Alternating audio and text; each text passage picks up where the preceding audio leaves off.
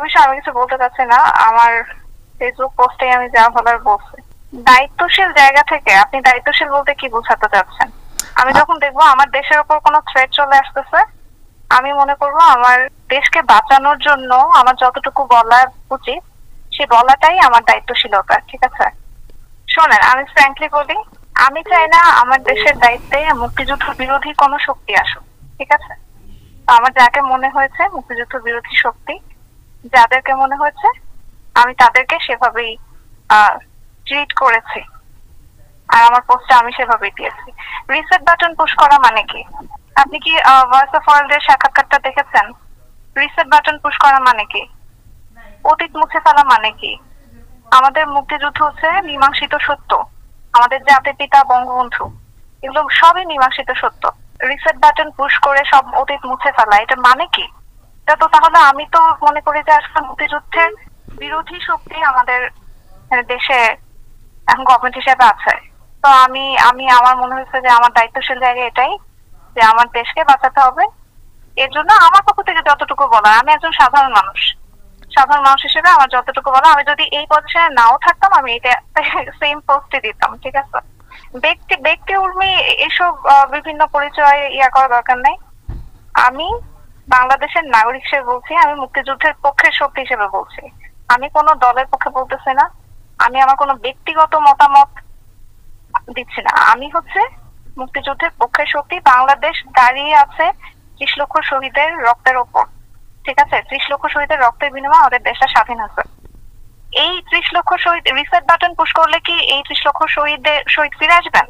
এসব বিষয় এগুলো সবই তদন্ত সাপেক্ষ। চেতনা বিক্রি, গণহত্যা, যেটা মানে আমি কোর্টেড বলতেছি, গণহত্যা যেটা বলা হচ্ছে জুলাই মাসে গণহত্যা, এগুলো সবই তদন্ত সাপেক্ষ, এগুলো তো মীমাংসিত সত্য না, এখন পর্যন্ত প্রুফ হয়নি তো।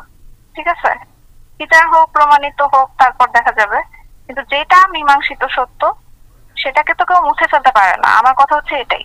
ক্ষমতার কোনো জায়গা থেকে আমি কোনো কথা বলতেছি না। আমি একজন খুবই সাধারণ মানুষ হিসেবে, আমি যদি আজকে এই অ্যাডমিনিস্ট্রেশনে নাও থাকতাম, আমি সেম কথাটাই বলতাম। ঠিক আছে, I am not a hypocrite. মুক্তিযুদ্ধের বিরোধী শক্তির বিপক্ষে কথা বলা যে কোনো জায়গা থেকে বলাই যায়। ঠিক আছে, এর জন্য যদি আমার চাকরি চলে যায় এটা আমার কোনো সমস্যা নাই, কিন্তু আমি মুক্তিযুদ্ধ বিরোধী শক্তি হইতে পারবো না, এটা সম্ভব না। আমি হিপোক্রেট হতে পারবো না।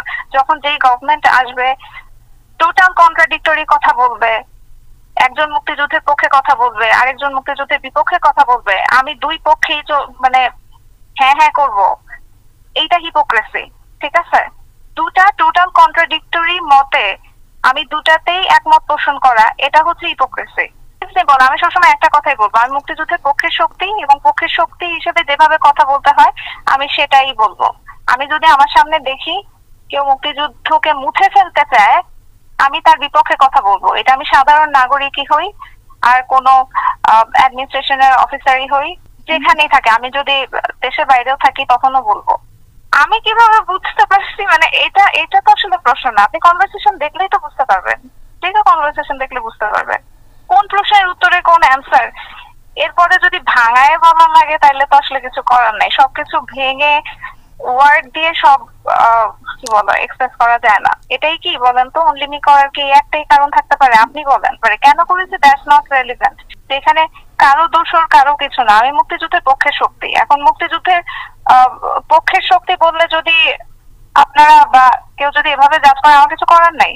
আমি আমি অলওয়েজ বলবো মুক্তিযুদ্ধের পক্ষের শক্তি। মুক্তিযুদ্ধকে আমি যদি একটা থ্রেটেনিং পর্যায়ে দেখি, কেউ থ্রেট হিসেবে দাঁড়িয়ে যাচ্ছে, মুক্তিযুদ্ধ ইতিহাস মুছে ফেলতে চায়, জাতির পিতাকে মুছে ফেলতে চায়, জাতির পিতার অবদান অস্বীকার করতে চায়, 15ই আগস্ট অস্বীকার করতে চায়, ধানমন্ডি 32 নম্বর অস্বীকার করতে চায়, পুড়িয়ে ফেলতে চায়, আমি তাদের বিরুদ্ধে কথা বলবো। আমি যেই জায়গায় থাকি না কেন, এখানে তো কারো দোষর এই ইয়াগুলো আসবে কেন? মানুষের কি মাথায় বুদ্ধি নাই নাকি? এখানে বঙ্গবন্ধু কোনো আওয়ামী লীগের নেতা না। বঙ্গবন্ধু হচ্ছে সারা বাংলাদেশের মানুষের নেতা।